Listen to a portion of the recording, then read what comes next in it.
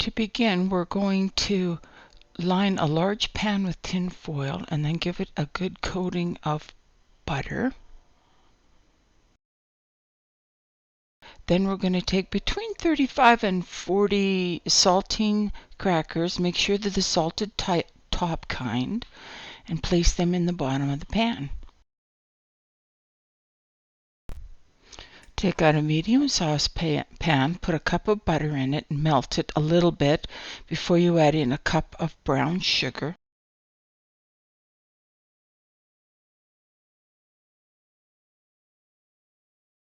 Stir that up together.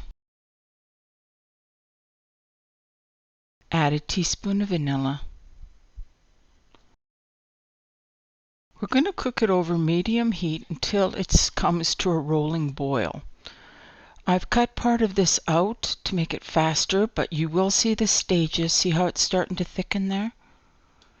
That's what a rolling boil looks like. Now you're going to let it, once it gets to that, turn it down to medium low and let it cook for 5 minutes. Once it's cooked for exactly 5 minutes, we're going to pour the toffee over top of the saltine crackers. And you'll see me use a buttered spoon, the back end's buttered, to smear the toffee over top of all the saltines, getting in all the cracks and covering it 100%. Make sure it goes down in between all the cracks of your crackers. As soon as we get it covered, we're going to put it back in our preheated 350-degree oven for 2 to 3 minutes, and you're going to watch it carefully. Here you're going to see it until it starts to bubble. You can see it just starting on the left-hand side here. Once it's bubbled for 2 or 3, you take it out. You're going to cover it with 2 cups of chocolate chips. Just sprinkle them on top. And you're going to let them stand for 2 to 3 minutes, making till they start to get shiny and soft looking. Once they're shiny and soft, just take a spatula or the back of a spoon and you spread it smooth. And you can cover it with whatever toppings you want. I used cut almonds on one side, and on the other side I used just some pretty Christmas sprinkles that I had. Other ideas would be some crushed candy canes or maybe sea salt.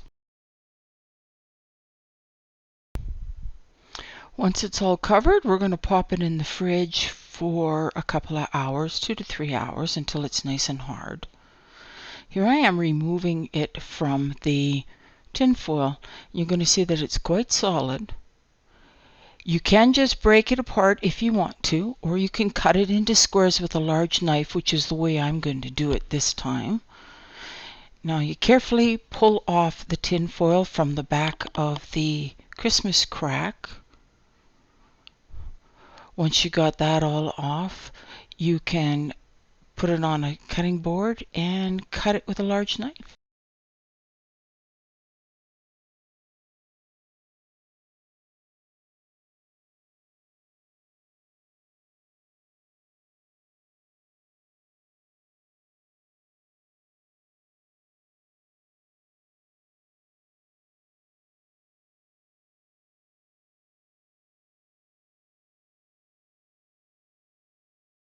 Now to store Christmas crack, you can just keep put it in a container in the fridge. It'll stay on the counter in a container for about 5 days, but with most of these kinds of chocolate-covered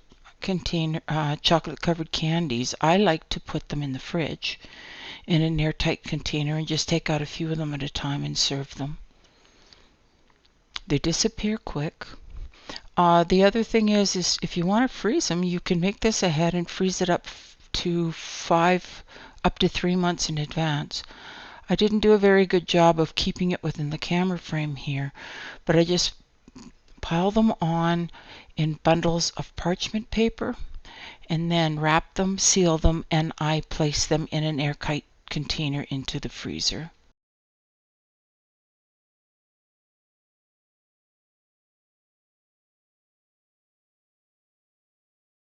That's all there is to it. Happy Christmas baking. I'm sure your family will love this recipe.